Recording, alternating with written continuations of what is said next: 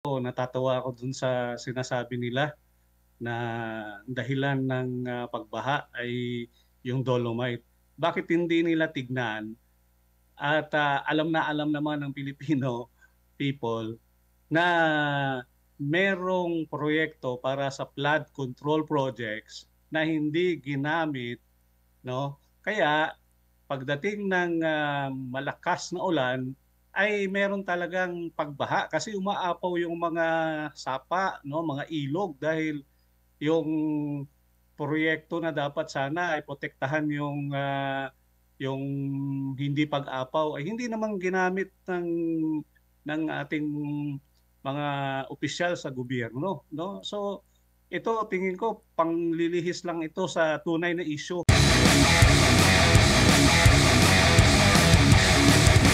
Sir, balikan lang natin, during dito sa construction or dito po sa rehabilitation po sa Manila Bay, sa Manila Bay Dolomite Beach Project, hindi po ba marami na pong mga pag-question ito at nabigyan na po ng kasagutan ng gobyerno, and needed pa ba na maibalik-balik itong issue na po ito, attorney? Ako naniniwala ako, Agnar, na nasagot na ito ng Department of Environment and Natural Resources nung kine-question ito, nung kino-construct na ano. Una, yung mga critic dito sinasabi makakasira daw ito sa natural habitat ng Manila Bay dahil hindi daw natural yung dolomite na ibubuhos diyan, ano. So pangalawa, band-aid solution lang naman daw itong sinasabi nilang dolomite dahil hindi tinutukoy yung tunay na root cause ng pollution. Ah, Marami pang ibang mga katanungan pero sa palagay ko nasagot na ito ng DNR, no? At hindi ako naniniwala na bakit ba naman bubuhayin ulit itong issue na to at alamin kung kailangan ba may pruweba naman na naging malinis nga yung lugar, yung itong dolomite na project ay isang clean up project ng DNR at ng gobyerno para linisin nga yung parte ng Manila Bay na kung noon puro basura yung nakikita natin. Ngayon ay nagiging isang tourist spot pa, di ba? At naging malinaw naman yung dagat diyan. Marami ng mga isda. So nakita natin na may pruweba na hindi nakasira sa kalikasan natin. Opo. Sir, during sa rehabilitation po ng Manila Bay, itong project na po na ito, nagkaroon ba tayo ng problema sa malawakang pagbaha? Kasi ang dahilan kung bakit pinaiimbestigahan nga ito ay dahil dito sa naging pahayag ng MMDA at sinasabi na ang dahilan daw ng mga pagbaha, lalo na po dyan sa lungsod ng Maynila, ay dyan po sa Manila Bay. Or dahil po dyan sa Dolomite Beach. Sa dolomite. Ewan ko, no? Pero ako natatawa ako dun sa sinasabi nila na dahilan ng pagbaha ay yung dolomite. Bakit hindi nila tignan at alam naman ng Pilipino people na merong proyekto para sa flood control projects na hindi ginamit, no? Kaya pagdating ng malakas na ulan ay meron talagang pagbaha kasi umaapaw yung mga sapa, no, mga ilog dahil yung proyekto na dapat sana ay protektahan yung hindi pag-apaw ay hindi naman ginamit ng ating mga opisyal sa gobyerno, no? So ito tingin ko panglilihis lang ito sa tunay na issue ng pagbaha, no? Pinagyabang pa nga ito ni President Bongbong Marcos nung sa isang SONA niya, no, na meron ng 5,000 plus na flood control projects. Pagdating ng 3 araw ng kanyang SONA, na fact check siya ng kalikasan at bumaha. So ang tanong ngayon ng taong bayan, saan yung mga flood control projects. At nakita na natin, ang daming ghost projects, daming substandard projects. Yun ang tunay na dahilan. Hindi yung dolomite projects na yan. Tingin Op ko. Opo, nakikita niyo po ba na dahil hindi comprehensive, hindi magkakaugnay yung mga possible na mga flood control projects, kaya ang dahilan parang pinipingpong lang yung tubig baha at the end, imbis na hindi magtipunog, hindi magkaroon ng mga pagbaha dito sa mismong pinakasyudad, imbis na ma-release sa karagatan, sa karagatan, kaya po ito yung nagiging dahilan na nalubog tayo sa tubig baha dahil hindi komprehensibo po yung ating flood control. Tama yan, no? Hindi na nga komprehensibo, kinurakot pa yung pera. Imagine billions, malapit sa trillions. Kung yung pera na yan ay ginamit at parte ng pera gumawa ng isang comprehensive anti-flooding program, ay baka hindi natin naranasan yung pagbaha, no? Hindi imposible yung pagpigil sa pagbaha dahil marami na tayong alam na mga bansa na talaga noon binabaha sila, ano? So kailangan lang talaga ng isang political will ng isang pinuno ng bansa na manguna doon sa mga proyekto na ang makikinabang talaga ang mamamayan. Hindi yung proyekto na bibigyan ng o lalagyan ng pondo pero kukarakutin pala, no? So tama 'yon, walang comprehensive plan plus corruption. Ang resulta, baha ang binaha ang taong bayan, binaha din ang bulsa ng pera ng mga kurakot ng opisyal. Opo, at marami din pong mga kumakalat din po ng mga information na parang um, yung pag implement nitong project na ito ay basta lang tinambak yung dolomite dyan po sa Manila Bay. Wala bang thorough study po? Kasi nagkakalaga ito ng mahigit 300 milyong piso. Sa inyo pong pagkakaalam, ano po yung mga component nito? Kabilang na rin po ba sa nabigyan ng pag-aaral yung posibleng epekto nito sa mga pagbaha? Baka yung tubig nalabasan sana papuntang Manila Bay ay mabarahan. Gaano ka-komprehensibo po itong pag-aaral na ito po, sir? Kung meron po kayong information para sa kaalaman na lang din po ng lahat, kasi ang nangyayari sinasabi nila parang ano lang yan palamuti lang yan tinambak lang yan, yun na. Sa totoo lang, Admar, nung panahon ko sa DNR ay hindi ko naabutan yan, no? Dahil um, 1 year and 7 months lang ako dyan sa DNR. Pero ang isa sa na pag-usapan na namin ay yung continuing mandamus na pinataw ng Supreme Court, no, against sa DNR. At isa sa naging tugon nga ng DNR yung paglinis diyan sa Manila Bay. At yung Dolomite project na yan, I think, is one of the many projects, no, mga vital components para matugunan nga yung continuing mandamos ng Supreme Court against sa DNR at iba pang mga ehensya. Hindi ko masagot yung mga specifics, no? Pero I think pag gumawa naman ng isang proyekto yung sa ang DNR particularly, may study naman diyan na ginawa at nakita ko naman ngayon na may ebidensya, no, na hindi naman siya talagang ang sabi kasi dati is nakakasira dahil hindi nga natural, no? So ngayon nakikita natin na hindi naman nagtangbat ulit, 'di ba? Hindi naman na nawala yung dolomite.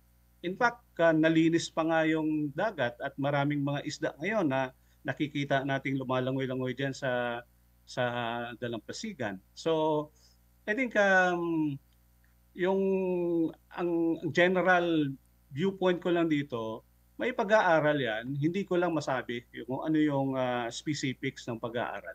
Opo, bago lang si partner MJ, speaking of pag-aaral, meron ding resulta po na talagang nakapagbawas ito ng polusyon dyan po sa Manila Bay na isa talaga sa mga matinding polluted na katubigan po dito po sa ating bansa. Sir, pero nakikita nyo po ba na kaya nagkaroon ng pagbaha is dahil hindi na po ito na-maintain? Kasi hindi lang naman po na after nitong maitambak yung dolomite, wala ng maintenance. Baka nagkulang po ng maintenance or sinadyang walang support para i-maintain po itong proyekto na ito dahil sa usaping politika. Dahil ito ay during sa Duterte administration, which in fact, nung panahon na ito'y binuksan po sa publiko, ay talagang nag-enjoy yung ating mga kababayan. Dinumog ito. Libo-libo po yung talagang bumibisita, dumadalaw dito po, attorney. Yeah, totoo 'yan, no? Naging tourist attraction talaga yung Dolomite Beach na 'yan. At nung nawala na nga si Presidente Duterte, napansin ko na hindi na maintain. At in fact, pag during merong mga bagyo, hindi kaagad nililinis, no? So, tingin ko meron ding aspeto diyan na Mar, no, na baka dahil ito yung parang Duterte legacy at gusto nilang sirain yung Duterte legacy, hindi nila susuportahan itong mga proyekto na ito katulad itong Dolomite Project. So, pero masama ang ano yan masama ang governance no? Dapat suportahan yung mga mabuti kung kailangan i-improve pa. Huwag yung sirain dahil sa totoo lang, sayang yung pera kung itong Dolomite na ito ay hindi suportahan, hindi improve, no? So yun, kung may politika diyan, talagang masamang governance yan. Hindi yan dapat ginagawa ng administrasyon na to. Pero alam naman natin ano yung ugali ng administrasyon na to, no? Lahat ng mga Duterte good projects ay talagang hindi pinagpatuloy. So ano pa ang maaasahan natin, di ba? At nakita naman natin sa ngayon talaga na ganun talaga yung trajectory ng Marcos Jr. administration. Opo, attorney, mayong gabi sir. Si MJ po ito. May gabi. Opo, may MJ. nagpapatanong po dito na yung timing ba no ng pagbubukas ng investigasyon sa flood control. I mean sa Dolomite Beach dyan sa Manila Bay. Yung timing niya sa issue sa flood control kasi may nagtanong dito sa ating comment section. Halata daw na para hindi mawala yung Duterte, yung apelidong Duterte sa issue sa flood control. Duterte flood control, kaya inuugnay po yung Manila Bay Dolomite Beach, attorney. Yeah, totoo yan, no? Pansin na natin yan. Na in fact, parang nakikita ko na ngayong script na gusto nilang gawin na mapawalang sala yung mastermind. Hindi ko lang mabanggit sino yung mastermind dahil hindi naman ako kasama sa nag-iimbestiga, pero alam na ng taong bayan sino 'yon, di ba? Para mapawalang bisa, gumagawa sila ng scapegoat. At sino yung scapegoat? Malinaw din, no? Na ididiin nila diyan si dating Congressman Salpico.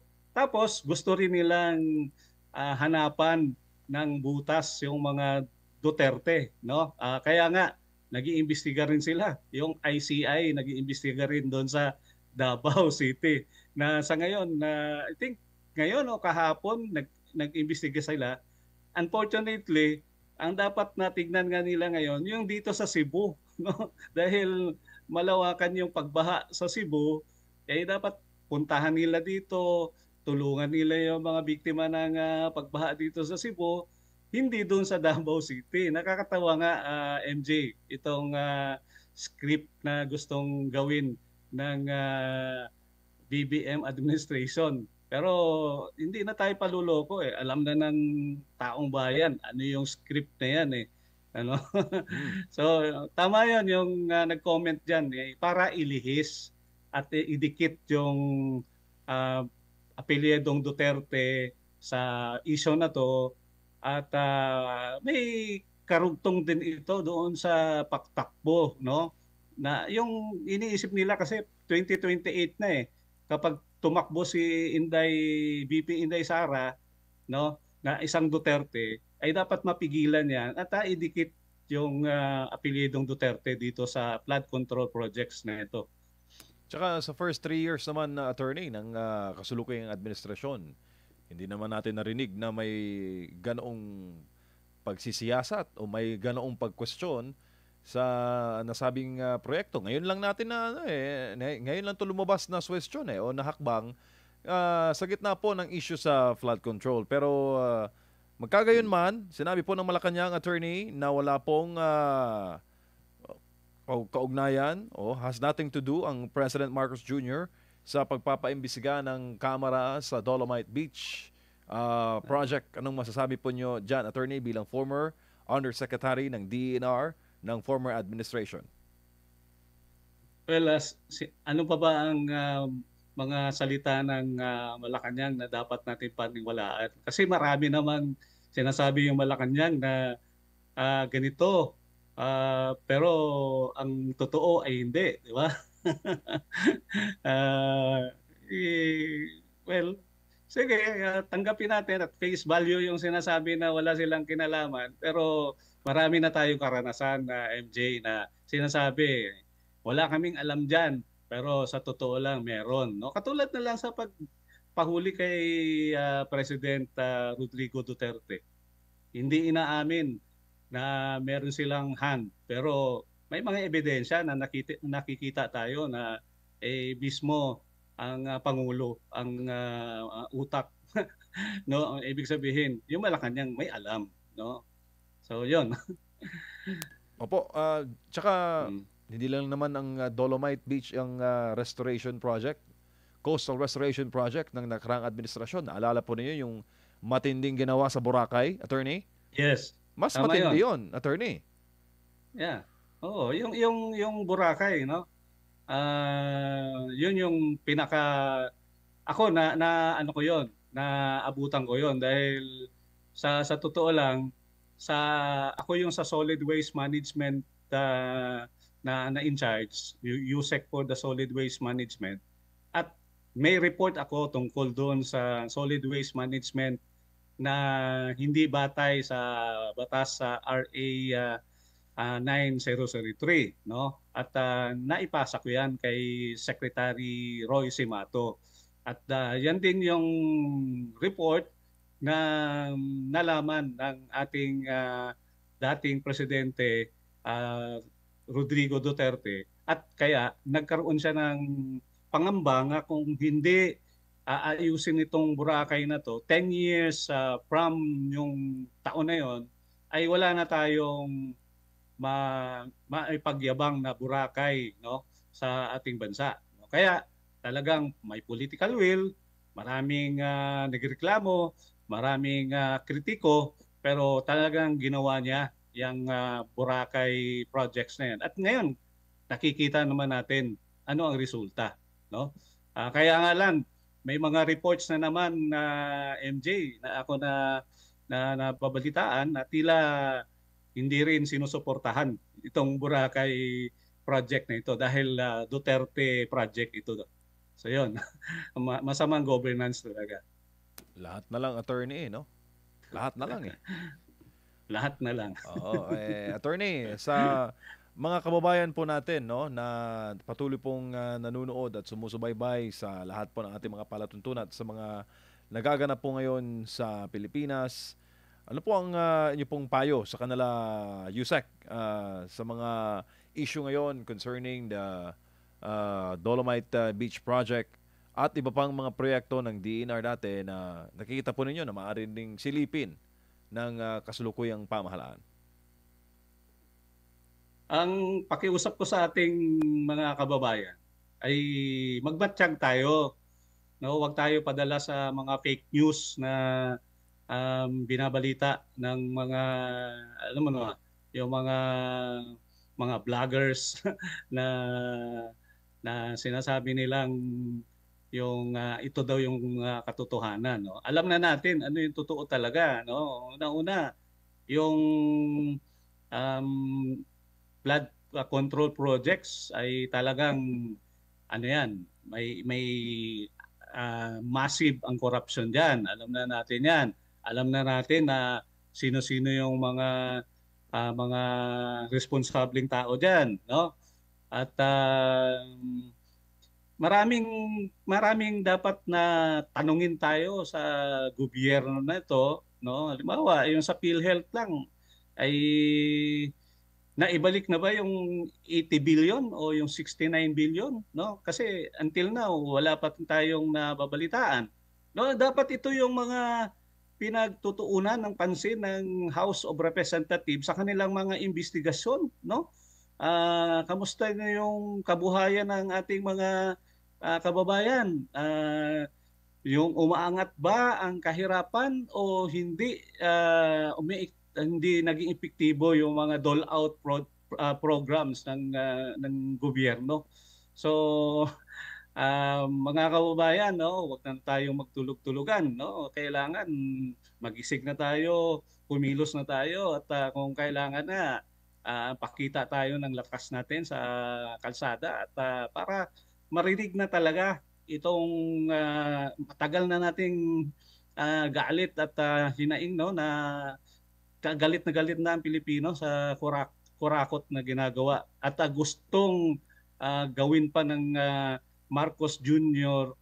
Government na ipawalang sala, no, yung talagang mastermind ng mga kurakot na to, no, at wag na tayong padala sa mga sweet words ng ating namumuno sa ating pamahalaan. Basta alam natin, no, ito ang pinaka-worst na government. Ako, yun na talaga, no, yung 2025 na budget, no, pinaka-corrupt at talagang sana itong 2026 budget na to ay hindi rin corrupt, no, pero ako hindi na rin ako naniniwala na may pagbabago sa ilalim ng Marcos administration na to.